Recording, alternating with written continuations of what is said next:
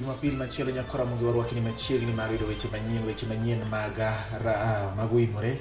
Achiegni wacho ni ratil Lydia nikech ratil kawuono ni ndio gore ma kaka ni wecha to podo moke wi podo ndekni kada kamano nyakora mungi nodhiambo mar Jumapili ma okelo weche manyien mag OIMORE kokalo Ramogi TV. Weche manyien ma bende wasechoko ni chakre ne piny ru nyaka sani.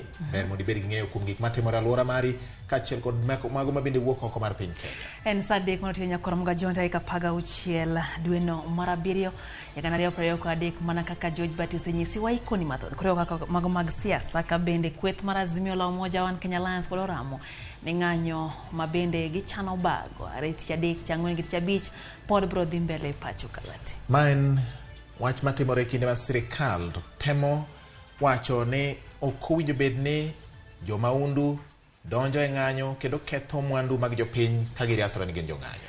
Bende siya bende koro sirikal nyakoro mga jwang' siemo jong'anyo ni ok gibiye ng'anyo makamago dhi mbele but giwacho kanyo ni onge oboke mosechiw e yor arbida. To weche magiwacho gin ni wacho gi mana kuonde mag romo mag siasa omiyo piny owacho ok oyango ng'anyo ma juma manyien. Achiel kuom jodolo ma pacho ka kinde mane jo siasa moko dhi alam onyiso ni nyaka koro wach ne jotelo adieri ne samoro ganda jo Kenya nigi ng'ur ma nyaka chik negi it. Bende wang'yo ni mago motenre kod wechego mag thieth nyakora mga jwang' kod ngima dhano bende ang'nwa nyaka mago mag tuke to kapok wachako mana kaka pile wachako gi mago mwami opek.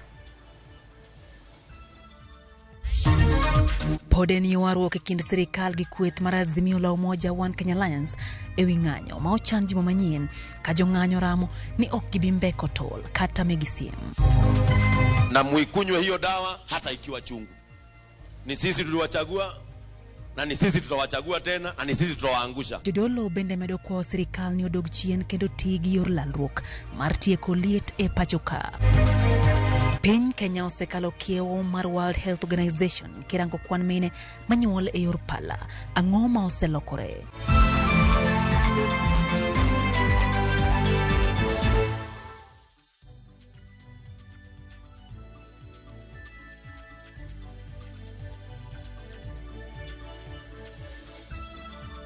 Nyakora mogoro kini machiegni mar yudo weche manyien adimba par ne nyalo miyo wapachi e weche manyien moiko ne OIMORE odhiambo ni ka en dikonwa kokale namba 36000 ma en namba maro marote machuok. Facebook marwa en Ramogi TV Kenya, YouTube kaachiel kod Twitter handle @Ramogi TV KE mondo mi wapachi ka in bende inyiso ni to mane ma omako iti kendo ang'o ma dier mondo mi wachi katendo gi weche manyien ma okelo ni jaloko marwa iluongo ni Elizabeth Otieno. Nyinga en George Bati machiegni. Machiegni nyakora mga jwang' nyinga Lydia Okeyo. Yangore ni obila maketa rita ne governors moko manyanza gol gi tendo bila. Malingling yango ni obila go omichik mondo mi odoge e log tich magi ka girito ler e wi okang' machielo mar tich ma ibiro tergie. Podoko yangore gimomiyo ka okang' mar mayo governors go jotiji gi nyakora mga jwang' kata jorit magi anyate kinde ni makoro liet mag siasa medo bedo mang'enye pacho ka hinyate wi ng'anyo makagi kacho. Counties moseyango kang' makamano gin Homa Bay, Kisumu kod Migori. Weche ma bende koro penjo nitie ta ang'o momiyo mana sani to dipo ni nyalo wil gi kel manyien koso sirikal biro kawo kang' machalo nade. Walo machiegni nyako mga jwang' bo nyisi kaka weche go bro bedo pone bro wil gi kata poni ogole gi chuth George Bati.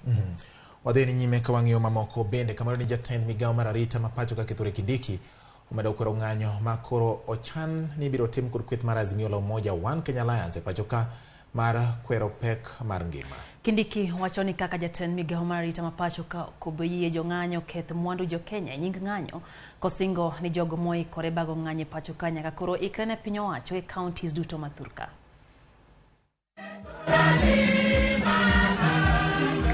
Jatend migawo mar arita mapacho ka Kithure Kindiki onyiso ng'ata mabiro riwore ng'anyo mochan tim chieng' tich adek, tich ang'wen kod tich abich ni gibiro moto e badgi. I am ready for you. We are ready for you. Not just in Nairobi. In all the 47 counties of the Republic of Kenya, we are ready. And because I have seen some of you think we are kidding, try looting, try disturbing other Kenyans, try. You will live to regret for a very, very long time. Kindiki wacho ni onge oboke mora mosechiw gi kweth mar Azimio la Umoja One Kenya Alliance manyiso ni gichano bago ng'anyo makamago. The same fellows, the same suspects have already given notice, not in writing, but they have given verbal notice from political platforms that on Wednesday and Thursday and Friday, they will again wake up early and block roads, burn tires, stone motorists, loot shops, and they will also be going wherever they want without minding anybody else's business because they think the Constitution allows them to do so. Bende owacho ni mwandu jo Kenya osekethore ng'anyo mibago gi kweth mar Azimio kendo giikore maneno ni mwandu jo Kenya obedo kod arita makare. Some of our citizens hiding behind the Constitution caused a lot of confusion in this country. A lot of property was destroyed. Many people were inconvenienced. Shops were looted. People were harassed. Some were stabbed with knives in the pretext of the freedom of association and the freedom of assembly. And I think time has come for us to put our foot down. What happened on Wednesday will not happen again. Owacho ni kweth mar Azimio la Umoja One Kenya Alliance wuoyo wi ratiro mochiw gi chike mapacho kalinga kawigi wil ni nitiere ratiro marito mwandu kod ngima jo Kenya. Wamejificha pia kwa katiba. Tutawafurusha pia kutoka maficho yao. We'll smoke people hiding under the Constitution to commit crimes, to hurt other people, to paralyze businesses of innocent people who wake up every day to try and make a living for their children. And when we are doing this, we are not stifling democracy, we are not stifling free speech, we are not interfering with political association. Oseo moko kuom jotelo machon mawacho ni siro ng'anyo mag Azimio la Umoja One Kenya Alliance. The retired senior state officers must live like retired senior state officers, and they must respect the law of our country and respect the current holders of office.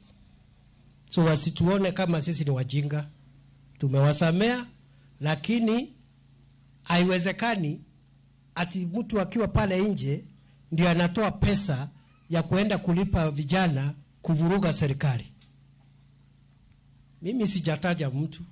Kindiki wacho ni pinyo wacho kotamo gana jo Kenya goyo siasa kata kamano rombe makelo kethruok pinyo wacho ok biye.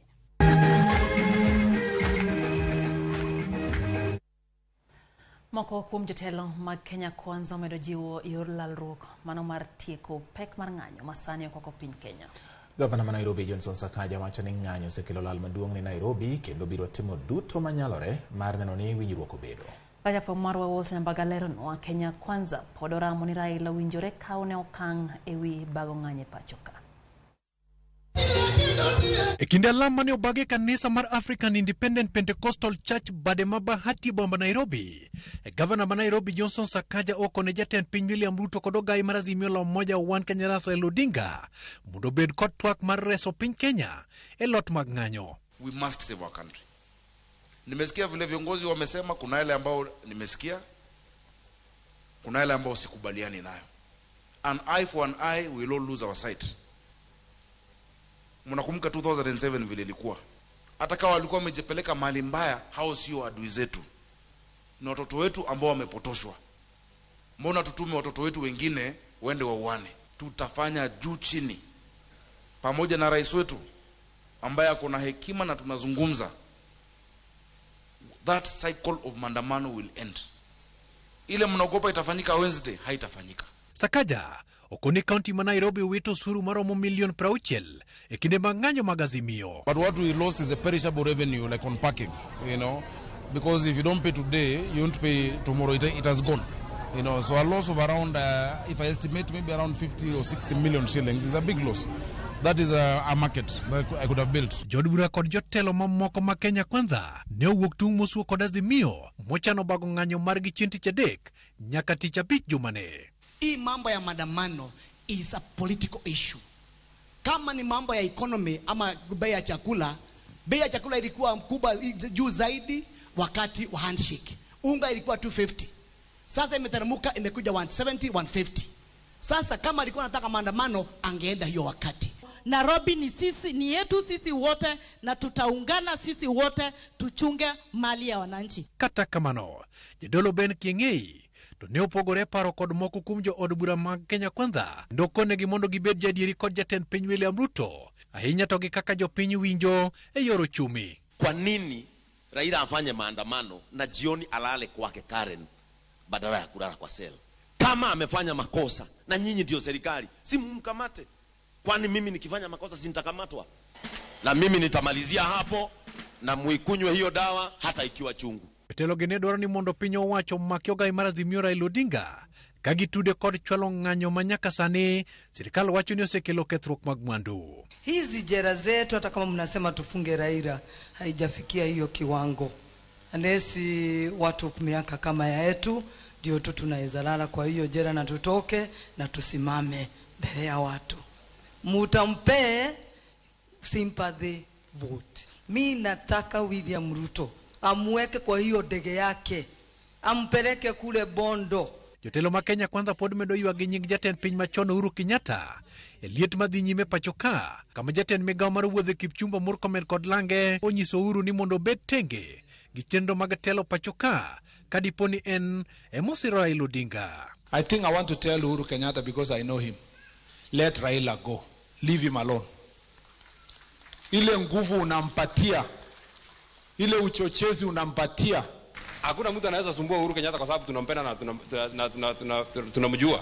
Lakini kama yeye anatusumbua sisi, hata yeye kidogo atasikia ni kama tunamsumbua. Walter Nyamaga, Ramogi TV.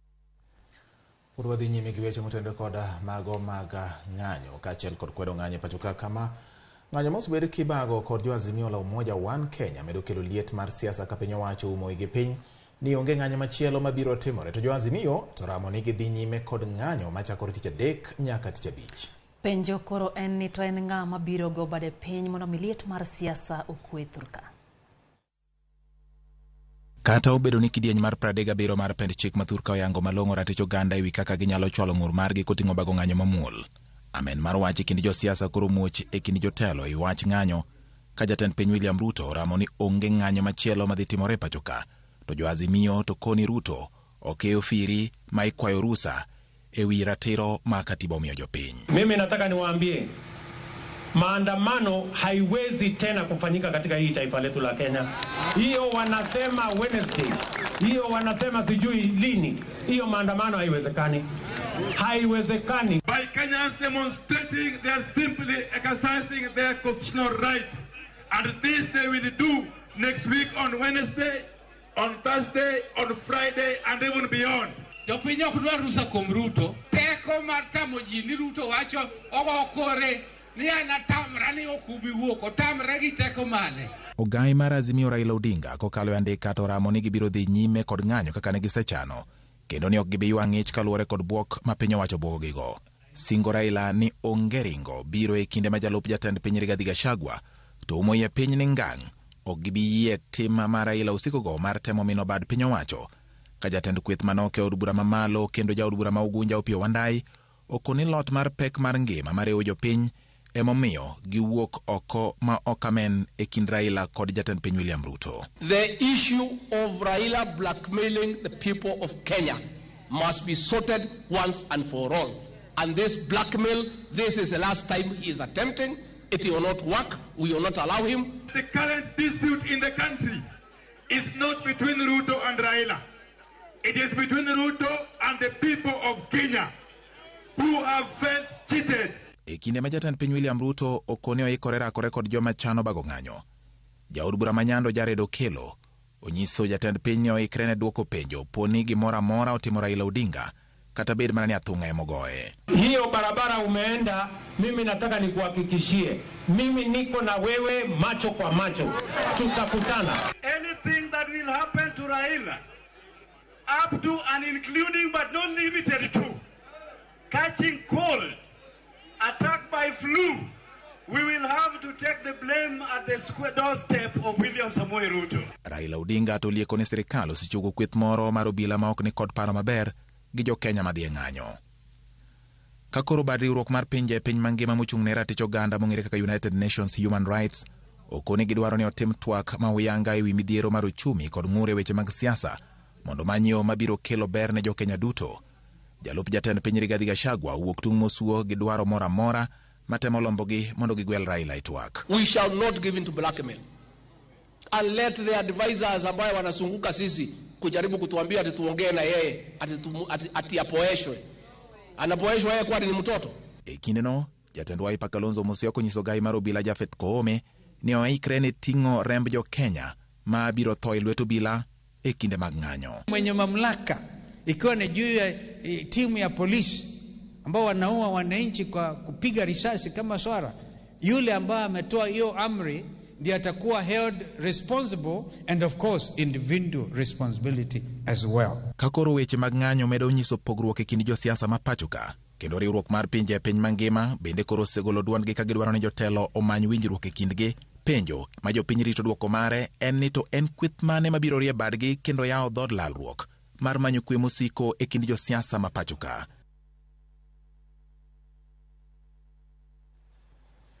Kapod wang'iyo mago mag siasa nyakoro mga jwang' duond bura mar Kenya Union Party KUP osechako chenro mar riembo jokanyo mage ma osedhi ataro gi chike mag duond burano.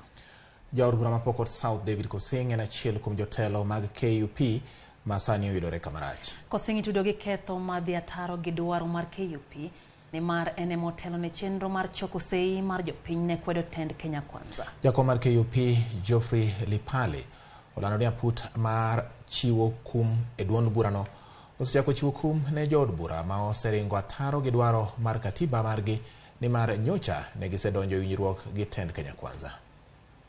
A few months ago, KUP entered into post-election coalition agreement with Kenya Kwanza. We are therefore part of the Kenya Kwanza government.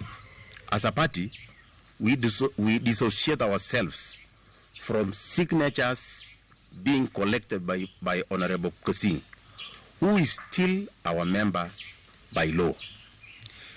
He is not doing this as a party, but maybe as an individual. We therefore urge all KUP members in the country and also within West Pokot to ignore signatures collection by Honorable Kosing.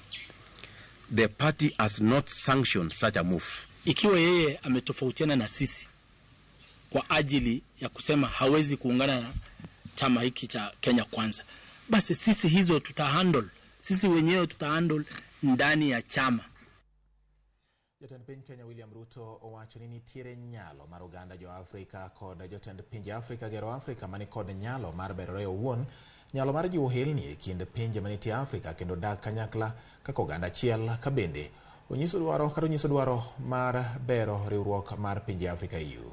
Rune wekro mar abicha mar nus higa mane okelo kanyakla jotend pinje 10 mag Afrika mag geto jiwo chumi mar pinjego mane obagi log tich mar riwruok mar piny mangima UN mantiere gi giri e kaunti ma Nairobi, kama nowacho ni ok en gima ber ni 60% mag chenro mag pinje Afrika isiro gi pinje jowagunda. Owacho ni en seche ma oganda jo Afrika nyaka koro owuo gi dwol achiel ka yor gerore giwegi kendo neno ni gibero chumi mag pinje mag Afrika. Now than ever before, that we marshal our collective consciousness, willpower, solidarity and unity to fulfill our fundamental generational mandate of introducing Africa as a new global power, ready and able to provide leadership towards a new industrial age that shall simultaneously usher in an era of inclusive development, shared prosperity, and effective climate action. We must therefore capitalize on the institutional reform momentum at the Africa Union to pursue the complete development of effective capacity to deliver Pan-African transformation. To do this, self-reliance, ladies and gentlemen, is essential. And a fit-for-purpose institutional architecture is indispensable at the AU. At the moment, over 60% of our program's budget is financed by partners. The demands of our challenging time require an AU that can pursue multiple urgent and critical interventions using internally mobilized resources.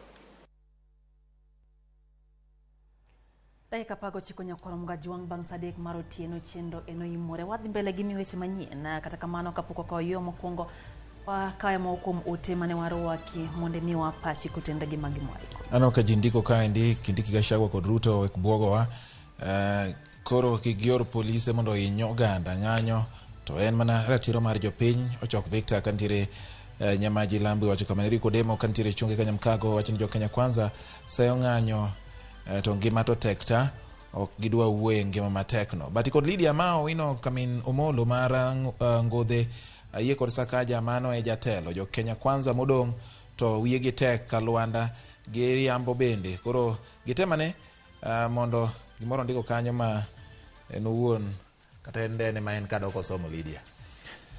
Ikako wacho pia nyakoro mgajuang indiko ma bende rito wat ma bende kata kopo wuok e dhobati to okonyal luoro. Owino janabi kantiere Oyani Masai wacho kanyo ni ntiere kod chenro kethre kindiki kod sirikand Ruto gima gipango timo ne jong'anyo okoneka gen gima ber kata kamano gimi wacho en ni kiani bende pinje moko maoko beno gik matimore pacho kae mano kanyo pacha neno Moshe Digaro Land Cruiser wacho ni oneno Ramogi TV yo makare okwajo Kenya duto mondo mi omed keto kwe kinde makoro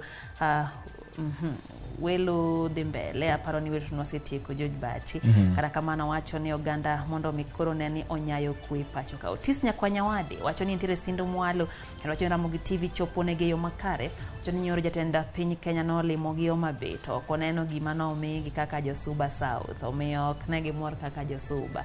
Haya Jono Ouma wacho ni ntiere Rudi Kopanyi ntiere kodwa neno kanyo Martin Olo wacho ni Ramogi TV chopo nege yo makare bende haneno Jackie Nyarmodi wacho ni serikal weni mayo jotelo jorit en Merimbango kata kamano wacho ni gisiko to gintiere kanisa to gin gi mirima mar mayo jotelo jorit. Haya mano pach Jackie.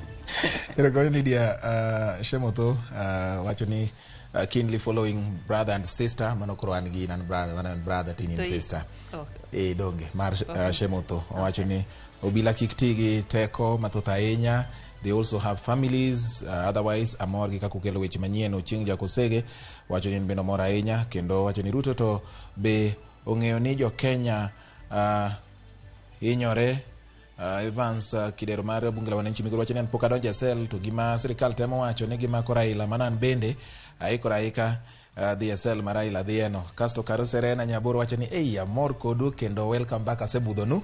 Yuvela Tino wacho ni en gima owuoro ni ng'anyo to wacho ni ng'anyo to berabera kata kamano nyithindwa masomo sikunde mag boma dhi bedo gi tich matek ahinya ko bag ng'anyo go bombe kendo somo margi dhi rochore. Oyo Martin Bati kapok wadhi yeyo Evans Jasigombre wacho ni Ramogi TV leo kapinam to weche manyien molne kapia ora to wacho ni omoso jako benge giduto gin Manyanja Road Nairobi. Nyalo kwa moyo wayo Martin kata kamano kwaduogo pod wantiere kod weche mathoth kata kamano Bati wan gi mathoth nyaka Ramogi ka Lydia wacho ni koting'o mabiro ni. Toto ilikuwa imeshika nyumba ya kwanza, alafu ikaanza kushika hiyo ingine yote laini ya kwanza. Hii janga ni kubwa na tunataka kuombea wale watu ambao wameathirika. Nyithindo ariyo tho e masira mar mach e kar chiro ma Manyatta e kaunti ma Embu. Username Investments presents the domain Kisumu along Kisumu Mambo Leo Miwani Tamak Road starting from 399,000. SMS the word dollar to 20321 or call 0725 000 222.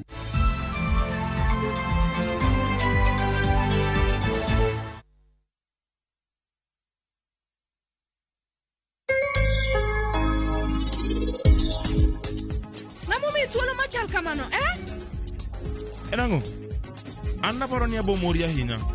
Kata kamano, natemo mana timo ni gimono maber. Anachamo gimoro amora ka anadwaro. Gik moko te mamit ahinya. Onge pesa ma anamiyo ga jogo nikech ok ginyal penja. Anya kor kaul kulwan. Chakre sani en wuod meher. Kende ng'eyo sani. Chal ka gima param kiai. En gimor ka en gimeher. Dial *334# to enjoy 1 GB at 50 Kenya shillings for 24 hours. Bundle exclusively available on Airtel Money. Okay, nimeshaseti hiyo 1 GB. Sana data yako kakuku tu.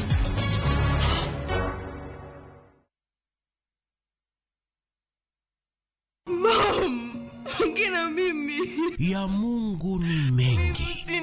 Msichana mdogo kajikuta hana baba wala mama. Kisha kapata mama wa kambo ambaye aliaga muda mfupi baadaye. Tajiri mmoja jina William kamchukua kama baba wa kambo na kumlea hadi kakoma. This girl is going to live with us from now on. Ati nini? Shikamoo boss lady. Nashangaa sana venye boss William ameamua kumleta msichana ndani.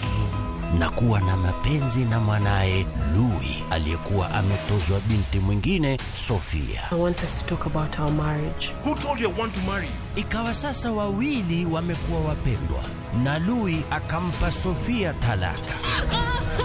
This is over. Ndipo sasa Maria akagundua kumbe baba mpenzi ndiye aliyemuua babake na kunyakua mali yake. Maria, kuna nini? Ni Uncle William. What is it? Dad is in hospital. Quick, let's go. Fuata vile haya yote yalivyotendeka kwenye kipindi cha Maria katika View Sasa.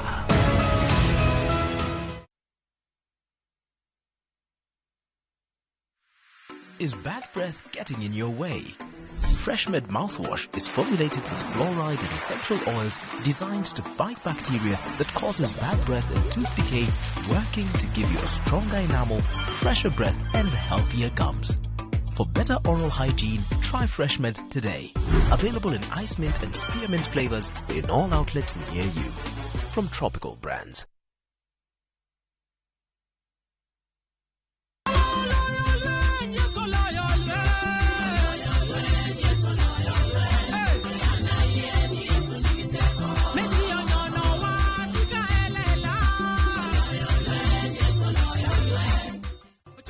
Yesu nyinga iluongo ni Christine Osieno. Ponono ni hero wer mar Yesu oloyo lweny. Bonyeza *812 *784#. To par niya, Ramogi TV en ot mar jower duto te.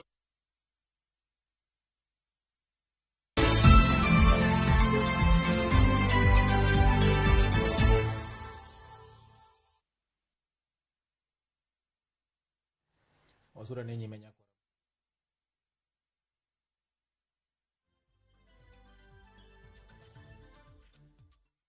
Nyakora Ramogi wadani wasura ni nyime mondo wang'ene mama oko bende ma wang'isi ni waiko ni udhiambo ni kane pok wadhi e yueno asengo mar duogo ka gi weche mathoth ahinya kendo koro en thuolo mar mondo wanyisi mambende pod wan godo e OIMORE. Iko jotend siasa nyakor Mugajwang mondo mi ojiw kwe kind oganda e kunde ma weche tong' nyalo nyayo pogruok e kinde ng'anyo kendo kwayogi mondo mi gichung ng'anyo kunde ma kamago. Ka gitwagi ute mag fwambo e romo mane okelo kanyakla jotend dinde, jokedo ne ratiro mag oganda kod jodongo mawuok e kaunti ma Kericho kod mano ma Kisumu. Riwruok mar Grassroots Impact Center osingo mar jiwo twak e kind oganda ma Kisumu kod Kericho ka gikwayo jotend siasa mondo mi ochung ng'anyo e gwenge mag Sondu nyaka tiek weche ywaruok madhi nyime gwengego. And I know Azimio has called for demonstration from Wednesday, Thursday to Friday. This is a constitutional right, and it is important for the people of Kenya to voice their concerns. But at the same time, we must be aware of the plight of the vulnerable communities in some of these areas where demonstrations are taking place. A demonstration taking place in a volatile place like Sondu is actually an epitome of violence, because then the emissaries of violence use that opportunity to really instigate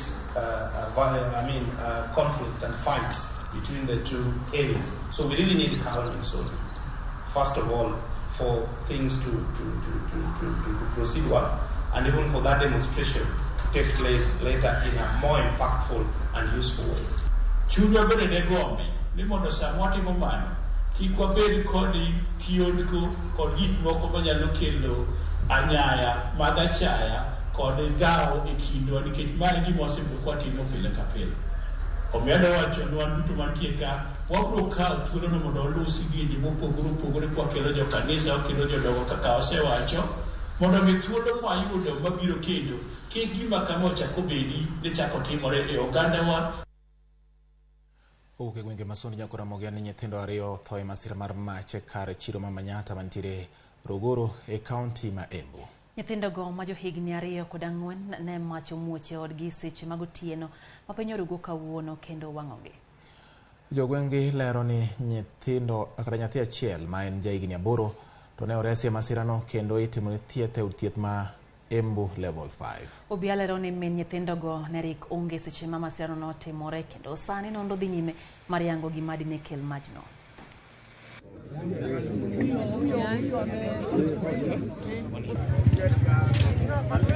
Mimi nikakimbia. Hiyo moto ilikuwa imeshika nyumba ya kwanza, alafu ikaanza kushika hiyo ingine yote laini ya kwanza. Sisi tukachukua mandoo na nini na maji, tukaomba kwa neighbor, tukaanza kumwaga huyo maji na mpira tukachukua huko kwa Ndogo petrol station, na tumekasirika sana. Kama hiyo gari ilikuwa town Embu, ni dakika ngapi kufika hapa?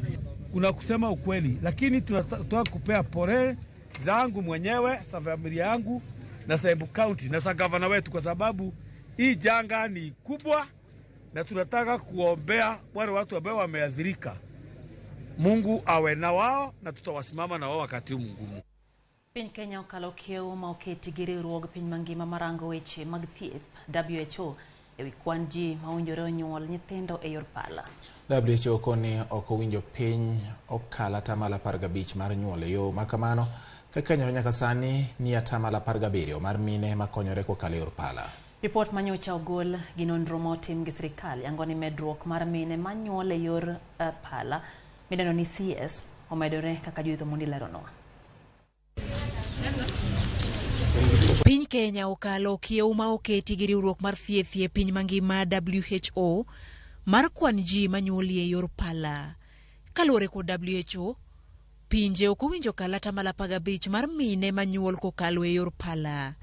Piny Kenya kata kamano osechopo e atamalo 17 kaluwore kod report mar chal mar ngima oganda manyicha oketa yanga kod piny owacho. Ma oidho malo kod madhi diriyo kipimo kod kaka chal ne en higni 8 ma okalo e piny Kenya. Bombe otelo kod kwan mamalo mar mon manyuol kokalo e yor pala kipimo kod gwenge. Kare nang'o mamiyo kwan mine manyuol e yor pala medore e pachoka? Jalony Dr. Fredrick Ochenge koni thoth mine madhi e yor pala golo paro kata kapok laktar opuodho mondo mi ginyuol kokalo e yorno. Ng'ato ka dwa nyuolo yo mar pala nyaka daktari ma chiw consent. But wayudo ni sani Kenya wa sani wayudo ka most mine kobiro hospital mar nyuol sama gichako biro e antenatal care clinic mostly gidwaro gi prefer ni gidwa ni ginyuolo yo mar pala. According to data mwasebedo godo wayudo ni mine mathoth gi yiero yo mondo nyuolo yo mar pala gin mine matiyo kata mine modak e bombe, mine masani giluongo ni gi jo.com, mine maluongo ni gi jo ma digital masani gi. Gine mathoth gi ohero ni gidwa ni ginyuolo yo mar pala nikech ok gidwa ni gibed gi labor pain for over 6 hours.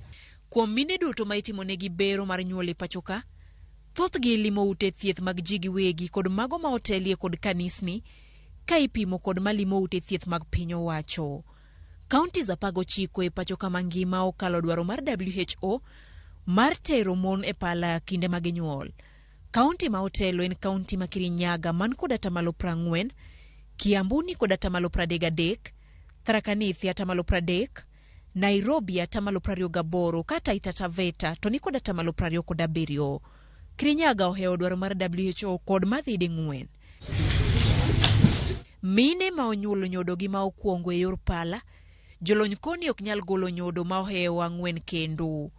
Magi kopogore kod tije ma winjo gi ti ma bende teko gi duogo piny e gik ma omiyo WHO dwaro mondo mekik pinje kal dwaro margi mar atamalo 15 mar nyuol e yor pala. Judith Omondi, Ramogi TV. Gavana mar kaunti ma Nairobi Johnson Sakaja odok ne paro mar chik mar omenda ma piny owacho mare opedho mondo mi ojiw choko mar osuru. Sakaja wacho ni kadoko ni paro mar chik no en mar jiwo dongruok ma Nairobi pod nitiere thuolo mar kawo pacho ganda jo Kenya. Sakaja wacho ni chenro mar tiyo gi yo manyasani e choko osuru bende biro konyo e jiwo yuto mar kaunti ma Nairobi. It's all in a bit to make the city more business friendly, pro-business, and to support young enterprise. We've put in money for the business fund, a biashara fund that we want to be able to start implementing. We've started with some seed money. We hope we'll work with the financial intermediaries so that we can de-risk the interest and the risk of it. But the banks are the ones that will give people money. You can't budget for an entire 5 billion shillings. We've put a lot of money in our school feeding program, Dish in a county, 1.7 billion, 500 to complete the facilities that hadn't been completed. That is kitchens in 5 constituencies.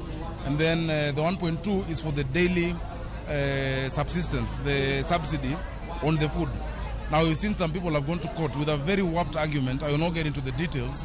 But, I wonder what kind of a person can go to prevent a program that is transformative, that will help our children go to school. We need to come up with a system where this money can be distributed, if possible, every month without fail. Jip ochiwne sirikal mondo chwal pes siro jodongo dwe ka dwe. Username Investments presents the domain Kisumu along Kisumu Mambo Leo Miwani Tamak Road, starting from 399,000. SMS the word dollar to 20321 or call 0725 000 222.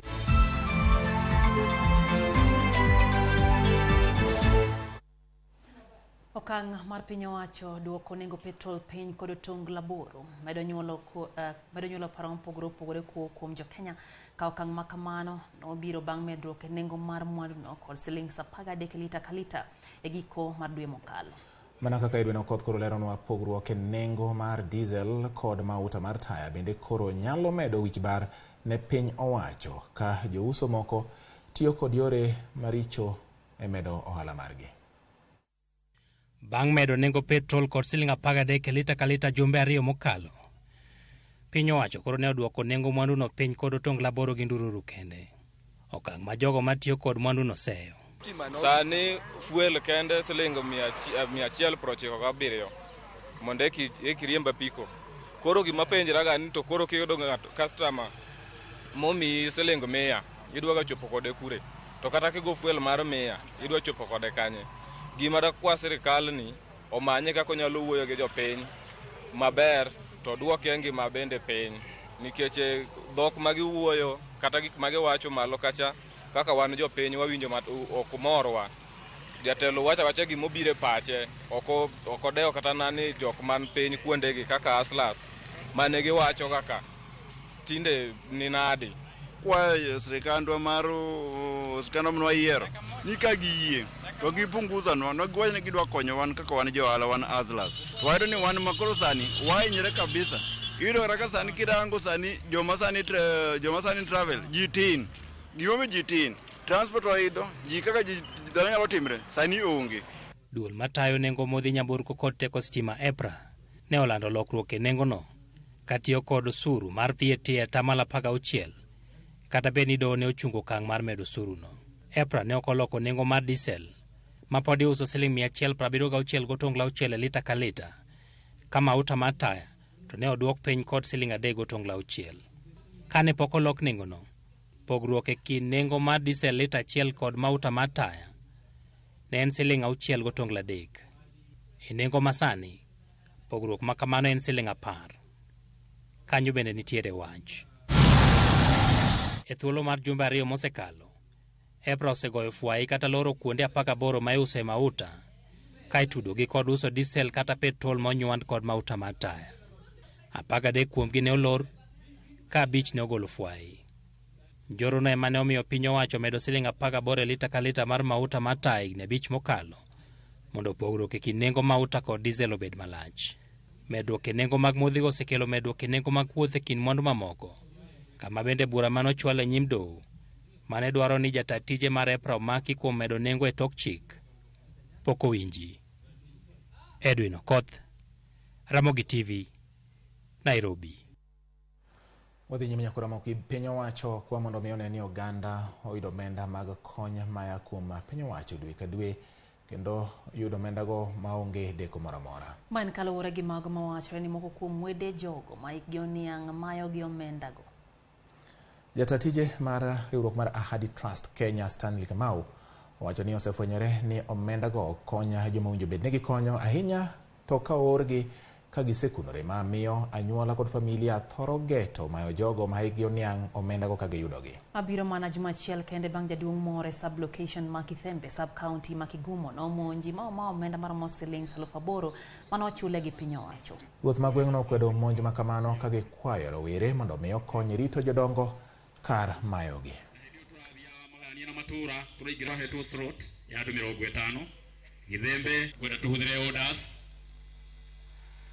This cash transfer that was given recently, it has created a lot of havoc, it has created trauma, it has created a lot of pain to some of our elderly persons in this country. It's a high time that we think about the security of the persons living with disability and the elderly in our society. It's very sad that we have young people who are harassing their parents, harassing their grandfathers, harassing their fathers, harassing their mothers because of the cash transfer. We need to come up with a system where this money can be distributed, if possible, every month without fail. When you give a lump sum amount of money to the elderly people, you are risking their lives, you are risking their dignity. Imeripotiwa kwangu na mzee mmoja ambaye pesa yake after kupewa aliporwa na vijana, lakini tunafuatilia kujua hao vijana ni wagani. Na pia ningependa kuchukua nafasi hii kuwaonya vijana tusikue watu wa kuhandaa wazee wetu. Kile kidogo wamepewa na serikali tuache na tuwapee heshima na tuwapee amani wakikitumia. Tim mar Shabana koro timo ikruok ne chakruok League mar KPL. Username Investments presents the domain Kisumu along Kisumu Mambo Leo Miwani Tamak Road starting from 399,000. SMS the word dollar to 20321 or call 0725 000 222.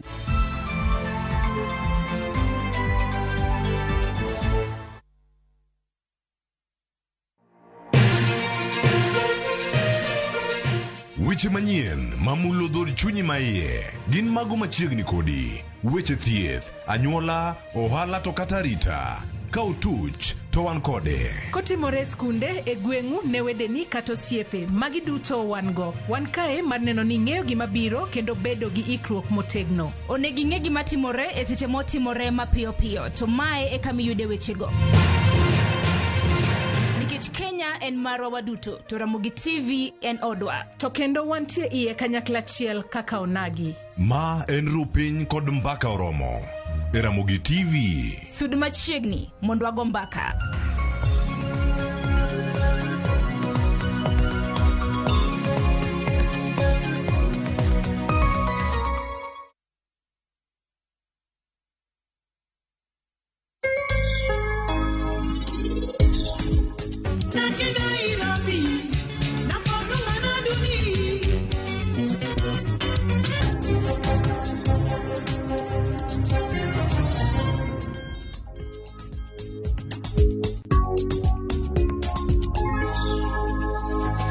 Bei manyo mabati magedo motegno maedre nengo mogonyore. Kidani mabati nikoro mabati kidienyo mopogore opogore maedre nengo mogonyore. Chulata malo 50 ka balance modong tibiro chulo chiemo kilo mabati kama intiere. Boresha mjengo na Kidani mabati. Jiboost na milioni 1 kila wiki kwa kucheza Shabiki Midweek Jackpot. Kwa 15 bob pekee, bashiri mechi 15 za Shabiki Midweek Jackpot ushinde milioni 1. Cheza sasa kwa kutuma neno MJP kwa 29063. Not for persons under the age of 18. BCLB number 416. Shabiki.com.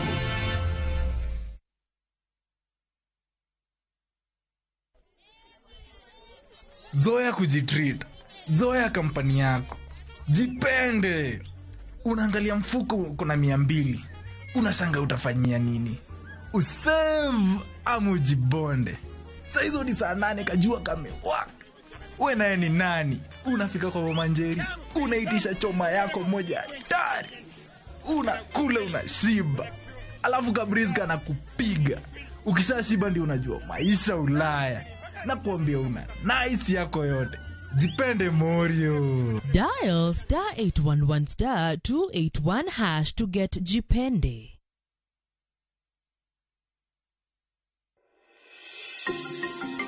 Thoth kembe magero ji ute, jobago romo gi jonyiepo, kata jogo madwa nyiewo ute, chiwo puonj, kata lero maling'ling kaka ng'ato nyalo oro kwayo mar yudo ot. Chak kungo ne deposit mar 10% madwarore mondo ibed gi thuolo mar bedo gi ot ma oluongo nyingi. Ndikri ka idiyo *832# kata gwel mbui mar www.bomayangu.go.ke.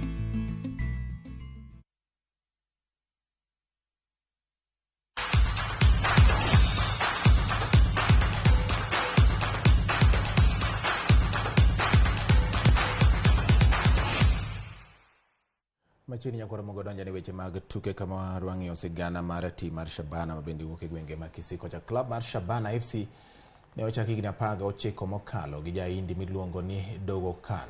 Shabana osego okang' kendo donje lig maduong' mar adhula mar piny Kenya midendo ni Kenya Premier League. Johera mag Shabana wuok oko mar chung' kod yawuotgi kendo gikwero josiasa ni kik ket siasa e chenro mag timno.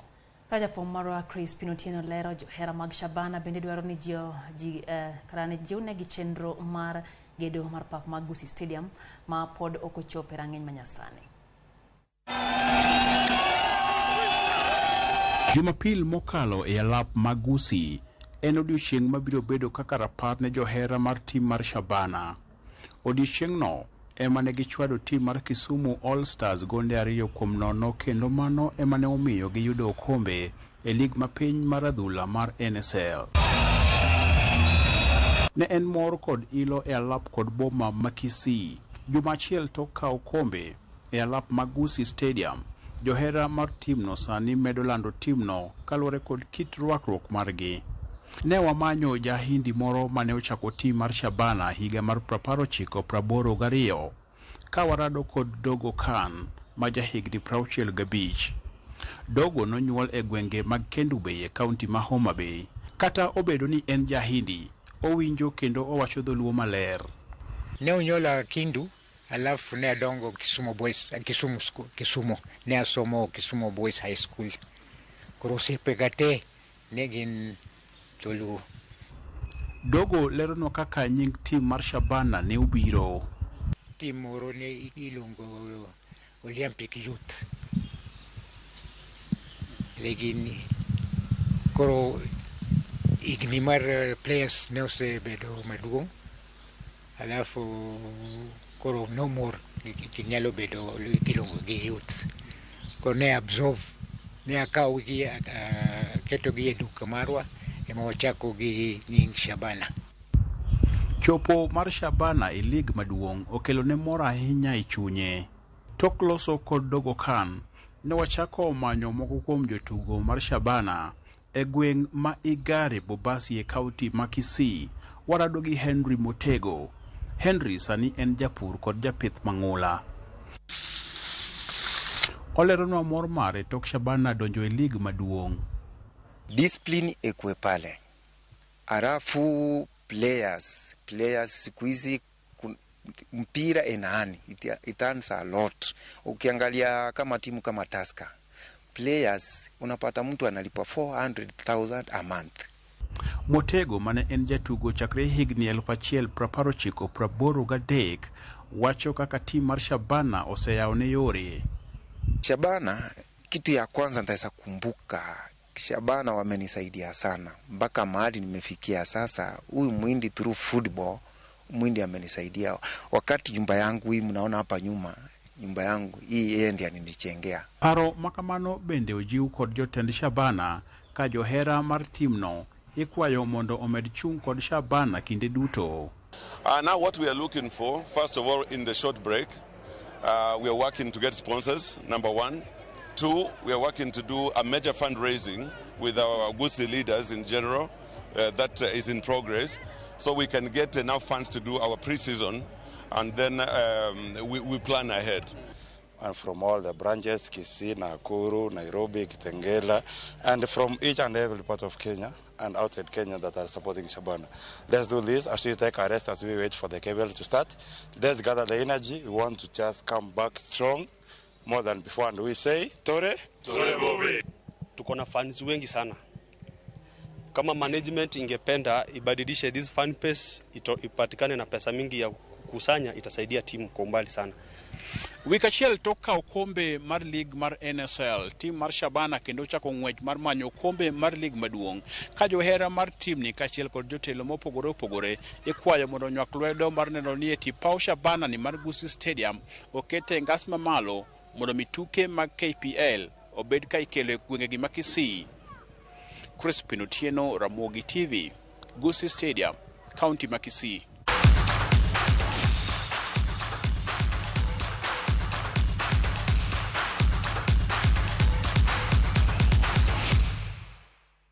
Koromoga jong mane makelo agiko mara chendo ni maro OIMORE mag manwa ikuno dia makawuono kata kamano kapok wawe kaka nwa singo goyo kodi mbaka ang'nwa kwany kata walidhie moko kuom ote magi. Ote nitiere ka mabende owuok kuom johera mag Ramogi TV mopogore opogore mabende miyowa pachgi. Japuonj Wini Mboya kantiere Kisumu wacho ni mine matinde yiero nyuol kokare yor pala nikech gineno ni en lony moro manyasani. Mar ariyo giluoro rem mar muoch kuom thuolo malach. Aola mar joma mine bende koro donje midhiero ma samoro dibedo ni gisekale bang' nyuolo nyithindo moko ma otelo. Chutho nyuol onego obed kaka ne Nyasaye nokete, mak mana ni kanyaka res ngima ng'ama miyo kata ngima nyathi to koro laktar nyalo ng'ado mondo oter ng'ama miye pala mondo mi ores ngima kata. Kang'iyo kora koni George Bati aneno ka Amiri nyar mwalimu wacho ni nitiere kodwa chendo kendo wacho ni achwal ni mos George Bati. Akaw mos. Ka bende Faith Mzomo wacho ni nitiere gi wach kae. Wacho ni nitie gik moko ma ok wanyala siume sirikal ne ngima tek to sirikal nitiere ga chune moro makoro otero go jopiny spidi kata wacho ni Ruto gi Langi odogo piny mondo mi giket piny Kenya kama ber. Naomiyo samoro jigir nyake comment section kamioro nwa moko mibayo. Faith Mzomo wacho ni kech piny tek. Samuel Oyugi Outa maya Oyugi wacho ni nitiere kodwa kendo wacho ni jo Kenya kwanza nyaka koro ng'eni oganda jo Kenya manomiyo gi tich omiyo nyaka koro giwinjie duond oganda jo Kenya kata kamano buogo ji gi weche go mag meko to wacho ni ok bi konyo. Rafael Odoya nini kacha iwachoni imbe intere kodwa e chendo kata kamano iwachoni ng'anyo en gima nyaka to wadhi inodoyo ka intie Nairobi Kayole kendo iwachoni seiko ne ng'anyo.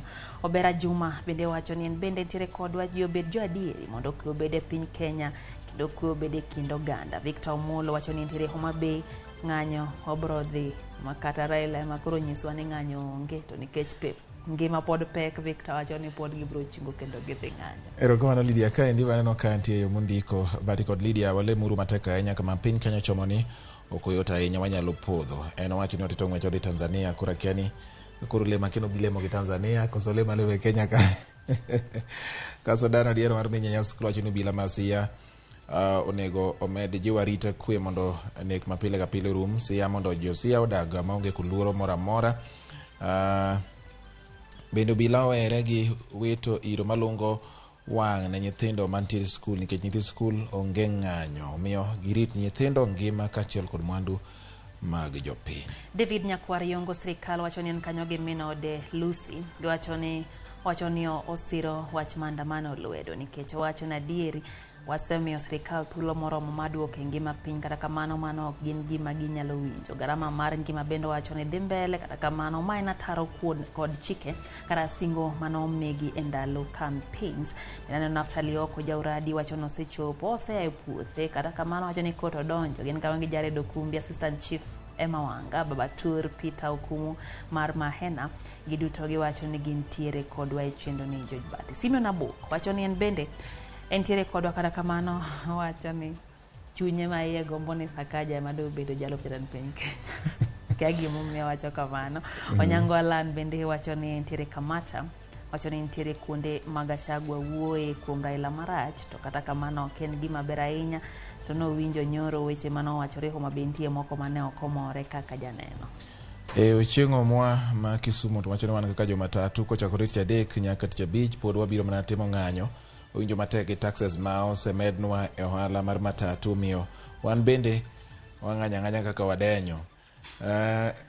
George Bati gi Lydia aworo kaka break mar piny Kenya chal ka gima koro ombekni kar mondo sirikal okwe piny to gin gimedo mana chwalo ogenga ikelo. Phoebe Olielo wachoni en nyathi Olielo entiere Ngomonga dieri piny tek wang'anyo maratari ratiro ema wadwaro. Daktari Dalton Milau bende wachoni entiere kodwa e chendo kendo njoyo makare. David Nyango mane nikachi wachoni entiere kodwa bende aneno ka Morris Munda to wacho kacha ni winjo jotelo winj duond jo Kenya kendo ginene giwinje ywak oganda kendo giketo tim emago ma bende jo Kenya dwani mondo tim kar mondo giwuo e yore ma ok ne kare.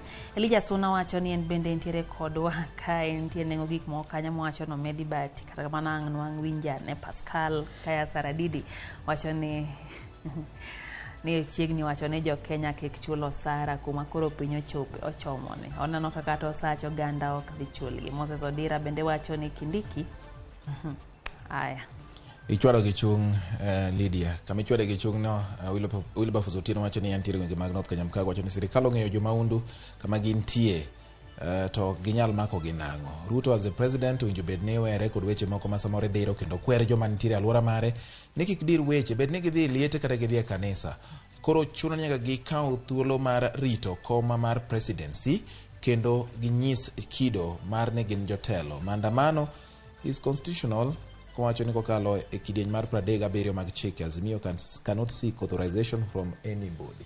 Kadang wachak somo tenya korom gajwang dang wapoka pinyoru kabati kata kamano yeno mondo alor erokamano nikete ka are chak nyagiko kuom hello reporters waduto mantiere counties jogo duto mokonyo waketo weche gi kanyakla mwakelo ni geya moka moko teno kanyo gi Ken Muga kachiel ke Liti Simani studio kanya korom gajwang wagoni erokamano inikete ka imioro ote magi kin kendo authority in bende wan bendo ritowa ang' wachak warom kende chendo ni maro imore masani nyinga Lydia okay unindo makare. Erokamano nyakora Ramogi Otieno nolos ne nindo koponi nitie gimogoli oko en mana dwar ma samoro ochuno ni nyaka iwuogi jaloko maro kuom thuolo ni duto te obedo Elizabeth Otieno nyinga en George Bati Otieno mokwe.